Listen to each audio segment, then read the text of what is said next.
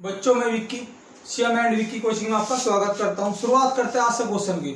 आज मैं दिन में वीडियो नहीं घेर पाया क्योंकि मैं पूरे दिन आज पढ़ाने में लगा रहा, क्योंकि मैं हर आसपास के क्षेत्र में सब जगह अपने सेंटर खोलता हुआ जा रहा हूँ कि जितने भी आसपास के क्षेत्र है मैं पढ़ने में सब में सेंटर, क्योंकि काफ़ी बच्चे हैं जिनकी मांग है कि भाई आप यहाँ सेंटर खोल दो, आप यहाँ सेंटर खोल दो। तो पूरे दिन में पढ़ाने में लगा रहता हूँ, तो मुझे अब टाइम मिला है आपके लिए, तो मैं आपके लिए वीडियो बना रहा हूँ। अब भी रात के 10:30 बज रहे हैं और मैं ये वीडियो डालने के बाद आपको एक वीडियो और डाल लूँगा। तो सभी बच्चे सपोर्ट करें। अगर आप ज़्यादा सपोर्ट करोगे, अच्छी सपोर्ट मिलेगी, तो मेरा जो रुझान होगा वीडियो की तरफ ज़्यादा होगा। मेरा रुझान फिर जहाँ जहाँ सेंटर खोलने का, जगह जहाँ पढ़ने का बहुत कम रहेगा अगर आप सभी मेरे साथ हेल्प करोगे। मैं आपको सारा मैथ, सारे रीजनिंग, सारी जीएस विश्वास दिला के मैं पूरे यूट्यूब पर डाल दूँगा, लेकिन अगर आप सभी मेरी हेल्प करोगे तभी मैं डाल पाऊँगा। अगर मुझे ज़्यादा अच्छा इंप्रूवमेंट नहीं मिलेगा या ज़्यादा अच्छी क्योंकि बच्चे क्या है कि व्यूज़ तो पूरे जा रहे हैं, व्यूज़ तो काफ़ी जाते हैं। मेरी किसी वीडियो पे तो 1000 से ऊपर व्यूज़ आ रही है, लेकिन क्या है कि सब बच्चे लाइक कमेंट नहीं करते। सब अपनी जिम्मेदारी नहीं समझ रहे कि इस यूट्यूब का क्या फ़ायदा होगा कल को। जिस चीज़ के आप लाखों रुपये बेकार कर रहे हो या लाखों रुपये दे रहे हो और आपको सही गाइडेंस भी नहीं मिलता। आप विश्वास करो, अगर आप मेरी हेल्प कर रहे हो या मेरे साथ खड़े हो तो विश्वास करो मैं आपको सारा चीज़ यूट्यूब पर पढ़ा दूँगा, सही गाइडेंस, सही दिशा में। कोई भी बच्चा, कोई जरूरत नहीं पड़ेगी कहीं भी उल्टी सीधी जगह पैसे देने की, लेकिन कोई बच्चा इस चीज़ को जिम्मेदारी नहीं समझ रहा है। अगर आप जिम्मेदारी समझोगे तो आप सभी का बेनिफिट है और आने वाली पीढ़ी का भी बेनिफिट ही होगा। क्योंकि जिस दिन हम पढ़ाना बंद कर देंगे बहुत नुकसान होगा बहुत बच्चों का, क्योंकि हमने बहुत बच्चे भर्ती करवाए सही दिशा, सही गाइडेंस से। लेकिन आप नहीं सोच रहे कि आने वाले भविष्य में, आने वाली पीढ़ी के लिए कितना, अगर मैं सब चीज़ यूट्यूब पर डाल दूँगा बिल्कुल एक लेंथ में, बिल्कुल एक सिरे से, तो आप नहीं सोच पा रहे कि इसका आने वाली पीढ़ी को कितना लाभ मिलेगा या आने वाले छात्रों को कितना लाभ मिलेगा। लेकिन अगर आप सभी साथ दोगे तभी मैं ये काम कर पाऊँगा। क्योंकि पता लगा कि व्यूज़ तो 500 जा रहे हैं और लाइक भी कम है और कमेंट भी कम है, लेकिन अगर लाइक कमेंट नहीं करोगे आप तो कोई ज़्यादा इंप्रूवमेंट नहीं मिलेगा, तो मैं वीडियो नहीं बना पाऊँगा इतनी खास। तो शुरुआत करते हैं आज से क्वेश्चन के, आज के दिन से करंट की। मैं बता दूँ कहाँ खत्म हो रही है करंट, ये यहाँ पर खत्म हो जाएगी आज की यहाँ पे। तो रूस में बनी कोरोना की दवाई का क्या नाम है? तो इसका आंसर है स्पुतनिक वी। आप याद रखोगे, और कोरोना के बारे में मैंने आपको पढ़ाया भी है। वुहान से शुरू हुई है, भारत में कहाँ मिला, पहली मौत कहाँ हुई, पहली, मैंने सब चीज बताई है आपको ये, ठीक है। और बाकी जो कुछ होगा मैं बता दूंगा आपको। अगला क्वेश्चन है कि सेरेना विलियम्स व वीनस विलियम यूएसए की है, दोनों बहन है, इनका संबंध किस खेल से है? तो आंसर आपका टेनिस से है। आप याद भी रख सकते हैं कि रोहन बोनाप्पा भारत का खिलाड़ी है, फेमस खिलाड़ी है, वो भी टेनिस का है। लेकिन यहाँ से क्वेश्चन कैसे आता है कि वीनस बहनों का संबंध किस खेल से है? तो अब याद रखो टेनिस से है और ये यूएसए की दोनों बहन है। अगला क्वेश्चन है पैगोंग त्सो झील कहाँ है? लद्दाख में है। और मैं आपसे बताऊं कि देखो, और एक क्वेश्चन लद्दाख में है, गलवान घाटी कहाँ है? पूर्वी लद्दाख में, ही लद्दाख में। तो थोड़ी सी मैं बात आपकी लद्दाख से करने वाला हूँ, थोड़ा सा आपका दिमाग शायद माइंड बिल्कुल क्लियर हो जाए। जैसे ये है, यहाँ पे आपके नेपाल है, समझो आप, और यहाँ पे इधर चीन है। तो अब तो क्या हुआ, लद्दाख और जम्मू को अलग कर दिया गया। 21 अक्टूबर 2019 को इनको दो केंद्र शासित प्रदेश बना दिए गए। लद्दाख में 2 जिले हैं, लेह और कारगिल, ठीक है, और जम्मू कश्मीर में 20 जिले हैं। अब तो इन्हें अलग कर दिया गया। लेकिन जब भारत, इससे पहले जो नक्शा दिखाता था भारत, तो भारत अपना क्या करता था कि पूरा इस प्रकार ऐसे जम्मू दिखाता, अपना पूरा दिखाता था कि पूरा हमारा जम्मू है। लेकिन रियल में कैसे था? रियल में पहला कैसे था और अभी वर्तमान में कैसे है? हमारा पहले क्या था, ये जम्मू ऐसे था, जम्मू ऐसे हो गया, इसके बाद हमारा लद्दाख था। ये आपका जम्मू था और ये आपका लद्दाख था पहले। आप अभी देखो ये जो क्षेत्र है, ये जो क्षेत्र है ये भी लद्दाख है, ये भी क्या है, लद्दाख है। लेकिन इसमें क्या आता, चीन का अधिकार था, तो इसको बोलते हैं अक्साई चीन, अक्साई चीन। और जो ऊपर का क्षेत्र है ये देखो, ये है तो पूरा जम्मू कश्मीर था पहले। लेकिन मैं अगर रियल बताऊं तो ये जम्मू कश्मीर है हमारे वाला, ये लद्दाख है हमारे वाला, ये क्षेत्र लद्दाख है। लेकिन इस लद्दाख वाले क्षेत्र में चीन का कब्जा है, तो इसको बोलते हैं अक्साई चीन। अब तो अक्साई चीन किसके अधिकार में? चीन के अधिकार में। ये जो ऊपर दिख रहा है आपको इस साइड से इतना, ये जम्मू है, लेकिन ये पाकिस्तान वाले कब्जे में है। तो चीन की सेना 1962 में जब भारत का और चीन का युद्ध हुआ था, तो चीन की सेना पहले ये हमारा था इतना, तो चीन की सेना यहाँ तक आ गई थी, यहाँ तक।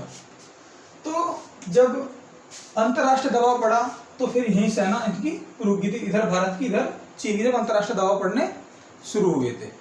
तो क्या हुआ, तो ये जो सीमा है ये एक रेखा है, मतलब मानक रेखा है, कहीं से चौड़ी है 2-3 किलोमीटर की भी है चौड़ी कहीं से, तो कहीं से बिल्कुल बारीक है। तो मैं आपको बता दूं इसका जो नाम है इस रेखा का, इसको बोलते हैं LAC, line of actual control, line of actual control. तो जो रेखा है ये इस झील से गुजरती है, पैंगोंग त्यों झील से गुजरती है, क्लियर। और जो गलवान घाटी है, गलवान घाटी यहीं पे है, ये लद्दाख में गलवान घाटी। और ये 15 जून 2020 को जो भी फाइट हुई थी चीन और भारत की, इसमें 20 भारतीय सैनिक मारे गए थे और 43 चीनी सैनिक मारे गए थे। तो ये गलवान घाटी तो आपकी लद्दाख में ये जो फाइट हुई थी यहीं हुई थी, वह क्लियर। तो गलवान घाटी भी आपकी लद्दाख में है, और जो LAC है ये लाइन ऑफ एक्चुअल कंट्रोल, ये भी आपकी सीमा है, ये कह सकते हो चीन और भारत की सीमा के रूप में है। तो यह किस्सा होती है प्योंगत्यो झील से होती है। चीन क्यों कब्जा करना चाह रहा है भारत के इस क्षेत्र पे, अरुणाचल में क्यों कब्जा करना चाह रहा है, तो मैं आपको ये बातें कभी फिर बताऊंगा कि कारण क्या है कि वो इस क्षेत्र को अपना क्यों समझता है। अच्छा, वो फाइट क्यों कर रहा है, क्योंकि ये भारत ने यहाँ पे आपके एयरपोर्ट वगैरह सड़क वगैरह सब बना दी, तो दूसरा सोच रहा है कि पता नहीं कहीं, क्योंकि चीन ने कब्जा करा हुआ है, चीन सोचता है कि कहीं से शायद भारत द्वारा कब्जा ना कर ले, क्योंकि चीन के यहाँ तक सैनिक रहते हैं, पेट्रोलिंग करते रहते हैं, भारत के यहाँ तक करते रहते हैं, तो इनमें आपस में तनाव नहीं होते, क्योंकि जो LAC है बीच में चौड़ी है, तो कोई भी कहीं से प्रवेश कर जाए तो वहीं फाइट होनी शुरू हो जा। भारत वाले कहते हैं हमारी सीमा है, फिर चीन वाले कहते हैं हमारी सीमा है, क्योंकि वो LAC चौड़ी है, तो उसमें ये नहीं पता लग रहा कि इधर LAC है इधर LAC है, तो कहीं ना कहीं विवाद है। विवाद का कारण क्या है मैं आपको सब चीज़ बता दूंगा। तो आप याद रखिए 5-6 क्वेश्चन, लेह कारगिल कहाँ है, लद्दाख में, और एक बताऊँ चांगडांग पठार कहाँ है, लद्दाख में, और नमक झील भी लद्दाख में, आप क्वेश्चन याद रखियो, ठीक है। अक्साई चीन पर किसका अधिकार है? चीन का अधिकार है। LAC जो रेखा है किस किस के बीच है? चीन और भारत के बीच है। आप याद रख सकते हो गलवान घाटी कहाँ है? लद्दाख में है। तो ये आप नॉर्मली क्वेश्चन याद रख सकते हो, ज़्यादा बड़ी वो नहीं है, क्लियर। और आप याद रख सकते हो सियाचिन ग्लेशियर भी सबसे बड़ा, भारत का सबसे बड़ा ग्लेशियर भी है सियाचिन ग्लेशियर है, वो भी आपका लद्दाख में है। आपको इतनी बातें लिख सकते हो कहीं, ठीक है ना कहीं क्वेश्चन की मुलाकात होगी। और मैं बता दूं आपको कि जो लद्दाख में है आप 4 दर्रे याद कर सकते हो, लनकला, चांगला, इमिसला, अंगिल, ये भी दर्रे आपके हैं, मतलब लद्दाख के हैं। तो आप इस बात को भी समझ सकते हो, क्लियर इस बात को लेकर।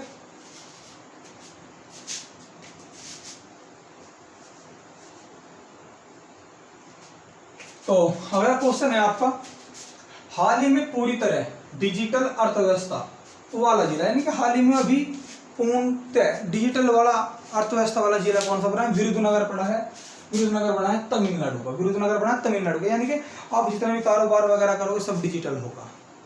थोड़ी सी अगर मैं बात तमिलनाडु करूँ तो तमिलनाडु में आप याद रख सकते हो बृहदेश्वर मंदिर, मीनाक्षी मंदिर, सोरा मंदिर, मल्लपुरम मंदिर, ये सब तमिलनाडु के है। तो इसमें आपको बृहदेश्वर मंदिर और मीनाक्षी मंदिर, सोरा मंदिर इंपॉर्टेंट है, आप याद रख सकते हो तमिलनाडु में। अगर मैं तमिलनाडु में बताऊं तो तूतीकोरिन बंदरगाह है, तूतीकोरिन बंदरगाह है।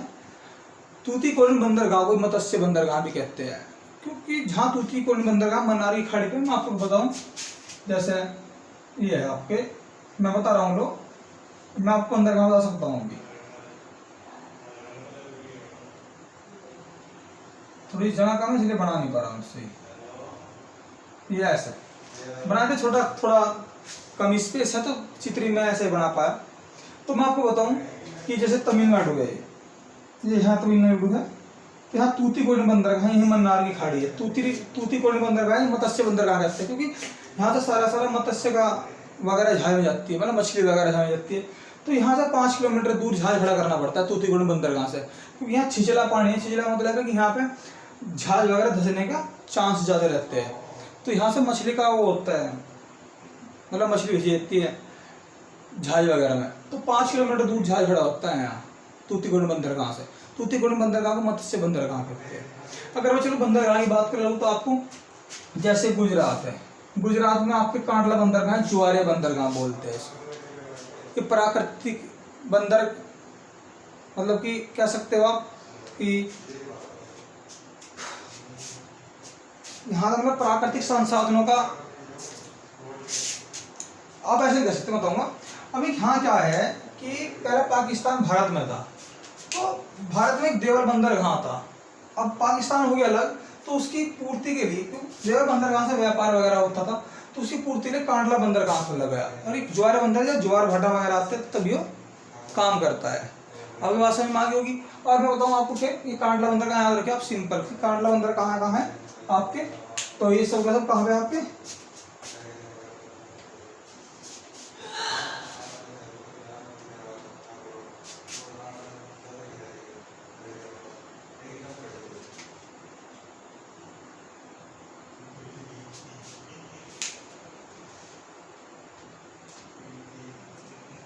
तो मैं क्या पढ़ा रहा हूँ कांडला, हाँ कांडला बंदरगाह पढ़ा रहा हूँ आपको।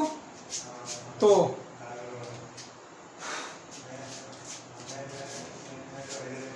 यहाँ पे मैंने बताया कि देवल बंदरगाह था पाकिस्तान में, तो देवल बंदरगाह के पाकिस्तान अलग हो गया, तो उसके लिए यहाँ एक बंदरगाह था बनाया गया जिसे बोलते हैं कांडला बंदरगाह। कांडला बंदरगाह ज्वारे बंदरगाह ज्वार भाटा वगैरह के समय ये काम करता है, ठीक है। तो यहाँ पे बंदरगाह है जिसको बोलते हैं, ये महाराष्ट्र है, यहाँ पे मुंबई बंदरगाह है जो भारत का सबसे बड़ा प्राकृतिक बंदरगाह है, क्लियर। और उसी का दबाव कम करने के लिए भारत का प्रवेश द्वार मुंबई को कहा जाता है, उसी का दबाव कम करने के लिए आप कह सकते हो नहना बंदरगाह बनाया गया। तो किसका दबाव कम करने के लिए, मुंबई बंदरगाह का दबाव कम करने के लिए। और बताऊँ नहना बड़ा जो बंदरगाह है सबसे बड़ा कृत्रिम बंदरगाह है, क्लियर। और मैं आपको बताऊं तो एक यहाँ गोवा पड़ता है, गोवा से ईरान में लोहा सप्लाई होता है मुरगांव बंदरगाह से। मुरगांव बंदरगाह केरल इसका गोवा का है, और केरल में कोच्चिन बंदरगाह है। केरल में कुद्रेमुखी खान है, कुद्रेमुखी खान से जो लोहा वगैरह निर्यात होता है वो इसी बंदरगाह से होता है, क्लियर। और बात करूँ यहाँ कोलकाता पड़ता है, यहाँ क्या पड़ता है आपके इधर ये पश्चिम बंगाल है, सॉरी पश्चिम बंगाल है। तो पश्चिम बंगाल में 2 बंदरगाह हैं, कोलकाता और हल्दिया। कोलकाता बंदरगाह का दबाव कम करने के लिए हल्दिया खोला गया था, क्योंकि अंदर जहाज वगैरह नहीं जाते थे, जहाज वगैरह धस जाते थे। तो हल्दिया बंदरगाह कोने में है, लेकिन कोने में भी है ना, यहाँ पे क्या कि यहाँ भी जहाज नहीं पहुँच पा रहे, तो एक खिदिरमुख स्थान है जहाँ पे जहाज वगैरह खड़े होते हैं। और नीचे पारादीप बंदरगाह है उड़ीसा में, पारादीप बंदरगाह कहाँ है, उड़ीसा में। और नीचे इससे पहले आंध्र प्रदेश है, फिर नीचे आंध्र प्रदेश में विशाखापत्तनम बंदरगाह है। और विशाखापत्तनम बंदरगाह की जो कि यहाँ बंदरगाह की साइड में एक पहाड़ी है जिसे बोलते हैं डॉल्फिन नोज, वो इसकी रक्षा भी करती है। डॉल्फिन नोज पहाड़ी है, डॉल्फिन नोज डॉल्फिन मछली है, उसी के नाम पे डॉल्फिन नोज रखा गया। पहाड़ी है जो समुद्र की लहरें वगैरह आती है तो विशाखापत्तनम बंदरगाह को हानि नहीं पहुँचाने देती। डॉल्फिन जो मछली थी उसी के नाम पर रखा गया है, ठीक है। और नीचे चेन्नई बंदरगाह है और एन्नोर बंदरगाह है, तमिलनाडु में। चेन्नई बंदरगाह सबसे पुराना बंदरगाह है। और आपको बता दूं कि विशाखापत्तनम बंदरगाह सबसे गहरा बंदरगाह है, भारत का सबसे गहरा बंदरगाह विशाखापत्तनम है। बड़े बंदरगाह 13 है, तो विशाखापत्तनम सबसे गहरा है। यहाँ चेन्नई पड़ता है, चेन्नई सबसे पुराना बंदरगाह है। और इससे नीचे है आपके एन्नोर बंदरगाह, वो भी तमिलनाडु में है। तो चेन्नई बंदरगाह का भार कम करने के लिए एन्नोर बंदरगाह बनाया गया था। तो चेन्नई और एन्नोर कृत्रिम बंदरगाह है, एक नानासोवा, तीनों बंदर कृत्रिम बंदरगाह है। तो 13 बड़े हैं, 13 बड़े में तीन कृत्रिम बंदरगाह है। कौन कौन सा, नानासोवा हो गया मुंबई का, चेन्नई और एन्नोर, ये बंदरगाह के नाम है चेन्नई और एन्नोर, ये तमिलनाडु के। तीनों प्राकृतिक है, बाकी सब तीनों नानासोवा, एन्नोर और चेन्नई तीनों कृत्रिम बंदरगाह, बाकी सारे 10 के 10 प्राकृतिक बंदरगाह। कांडला मुंबई हो गया, मुरुगांव हो गया, कोच्चिन हो गया, कोलकाता, हल्दिया, ये सब कैसे है, तूतीकोरिन, ये सब के सब प्राकृतिक है। तो नानासोवा, चेन्नई और आपके एन्नोर, तीनों प्राकृतिक बंदरगाह है। 13 बड़े बंदरगाह मैंने आपको बता भी दिया। आप याद करने चाहो तो याद कर सकते हो। कहीं ना कहीं मुलाकात हो सकती है क्वेश्चन की आपके पेपर में।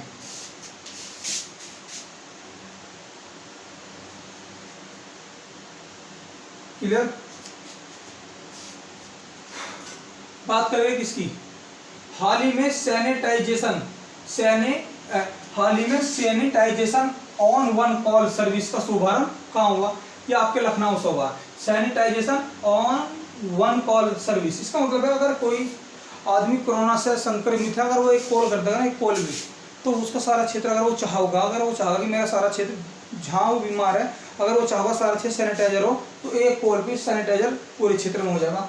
ये जो सुविधा प्रदान करी है लखनऊ ने करी है। अगर मैं लखनऊ की बात करूँ तो नवाबों का शहर, नजाकत का शहर, बागों का शहर कहते हैं लखनऊ को। नवाबों का शहर, नजाकत का शहर, बागों का शहर, सर्वाधिक बाग भी यानी कि लखनऊ कहते हैं। ठीक है। और बताऊँ आपको, लखनऊ हो गया, लखनऊ सुल्तानपुर,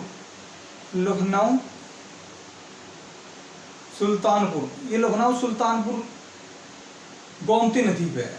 लखनऊ भी, सुल्तानपुर भी और जौनपुर भी, ये सब कहाँ है, लखनऊ हो गया, सुल्तानपुर हो गया, जौनपुर हो गया, ये सब कहाँ है, जौनपुर। लखनऊ, सुल्तानपुर और जौनपुर ये कहाँ पे है, ये गोमती नदी पे है। ठीक है, मैं बता दिया आपको इस बारे में।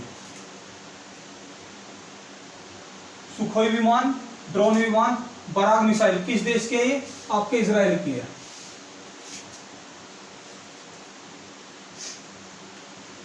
बताओ आपको, स्वच्छ भारत मिशन की ब्रांड एम्बेसडर किसे बनाया गया, तो आप याद रखोगे शिल्पा शेट्टी को बनाया गया। हेपेटाइटिस बी उन्मूलन प्लस जीएसटी का ब्रांड एम्बेसडर किसे बनाया गया, अमिताभ बच्चन को बनाया गया। बेटी बचाओ प्लस माँ अभियान का ब्रांड एम्बेसडर किसे बनाया गया, माधुरी दीक्षित को। और मेरे आज भी याद है कि बेटी बचाओ एक योजना चलाई गई थी 2015 में, शायद हरियाणा के पानीपत से चलाई गई थी, मेरे आज भी याद है क्वेश्चन। बेटी बचाओ योजना चलाई गई थी 2015 में चलाई गई थी और पानीपत से चलाई गई थी। ये क्लियर, ये आप याद रख सकते हो। चाहो तो अतुल्य भारत अभियान का ब्रांड एम्बेसडर किसे बनाया गया, पीएम नरेंद्र मोदी है इसका। स्वच्छ रेलवे मिशन का ब्रांड एम्बेसडर बिंदेश्वरी पाठक है। यूनिसेफ प्लस असम प्रांतीय पर्यटक एम्बेसडर प्रियंका चोपड़ा, यूनिसेफ बच्चों की संस्था, आप याद रख सकते हो इसको ऐसे भी। इसरो द्वारा भारतीय उपग्रह के कचरे की सूचना देने हेतु विशेष चेतावनी प्रणाली कौन सी शुरू करी गई, याद रखो प्रोजेक्ट नेट। और आपको बताना है इसरो की स्थापना कब हुई, इसरो की फुल फॉर्म क्या है, कमेंट बॉक्स में कमेंट करके कि इसरो की स्थापना कब हुई। मैं आपको ऑप्शन भी दे सकता हूँ, सॉरी चलो मैं ऑप्शन नहीं दे रहा हूँ, बताओ आप इसरो की स्थापना कब हुई, इसरो की फुल फॉर्म क्या है। डॉन अखबार किस देश का है, पाकिस्तान का है। 2030 में फीफा कहाँ होगा, चीन में होगा। चीन फीफा की तैयारी कर रहा है, उसने क्या करा, यानी कि 2030 में फीफा कहाँ होगा, चीन में होगा। फीफा फुटबॉल से संबंधित है, ठीक है ना। तो चीन ने अपना वर्क्स स्टेडियम तोड़कर नया बना रहा, 2022 तक ये बन जाएगा। यानी कि इसका एक वर्क स्टेडियम है, काफी बड़ा स्टेडियम है, उसने तोड़ दिया। क्यों इसे फीफा करवाना है 2030 में, तो इसने तोड़ कर नया बनाया, 2022 तक ये नया बन जाएगा। तो जब ये तोड़ रहा था तो वहाँ की जनता बड़ी भावुक हुई, रो लगी, लेकिन खुशी भी इस बात है कि ये बनेगा नया। क्लियर। अच्छा मैं फीफा की बात कर रहा हूँ, तो फीफा 2018 में कहाँ हुआ था, 21वां फीफा था वो 2018 में हुआ था, रूस में हुआ था। कहाँ हुआ था, रूस में। और 2022 4 साल बाद होता है, 2022 में कतर में होगा। 2026 में आप कमेंट बॉक्स में कमेंट कर बता दो, वरना तो मैं बता दूंगा कनाडा यूएसए और मैक्सिमम होगा 26 में। 2030 में कहाँ होगा, चीन में होगा। और बताऊँ कि 2018 में आपके रूस में हुआ था। मैं अगर आपसे बात कर लूँ तो ये शायद जुलाई माह में हुआ था, मेरे आज भी याद है। और जीता कौन था, फ्रांस जीता, क्रोएशिया को हरा गया। फ्रांस जीता था, क्रोएशिया को हरा गया। 4 यानी कि राशि कितनी मिली थी, शायद 261 करोड़ थी और 151 करोड़ हारने वालों को मिली थी। यानी कि फ्रांस जीता था, क्रोएशिया को हरा गया। और मैं आपको बता दूं कि सर्वाधिक फीफा जीतने वाला ब्राजील देश है, 5 बार जीत रखा है। और जो फ्रांस ने जीता हुआ है 2 बार जीतता हुआ है। क्लियर इस बात को मिलेगा। फुटबॉल से संबंधित खेल है इसका। ज्यूरिख स्विट्जरलैंड में इसका मुख्यालय है फीफा का, ठीक है ना। ज्यूरिख स्विट्जरलैंड में इसका मुख्यालय भी है। तो अगला क्वेश्चन है कि प्रेस स्वतंत्रता सूचकांक में भारत का स्थान 2020 में कौन सा? देखो, प्रेस स्वतंत्रता सूचकांक में भारत का स्थान कौन सा है? 2020 में 142 है और पिछले वर्ष 140 था, 2019 में 140 था। और प्रथम स्थान पर कौन सा देश है? नॉर्वे देश है। अगला क्वेश्चन है, वर्ल्ड हैप्पीनेस में भारत का स्थान 2020 में कौन सा? 144 हुआ है और 2019 में कौन सा था? 140 हुआ था। प्रथम स्थान पर कौन सा है? फिनलैंड है। तो आपको मैंने कमेंट बॉक्स में 2 क्वेश्चन पूछे, इसरो की स्थापना कब हुई थी और इसरो की स्थापना कब हुई थी, इसकी फुल फॉर्म क्या है और इसका मुख्यालय भी आप बता दो इसरो क्या है। तो बच्चों आज के लिए इसमें इतना ही काफ़ी है।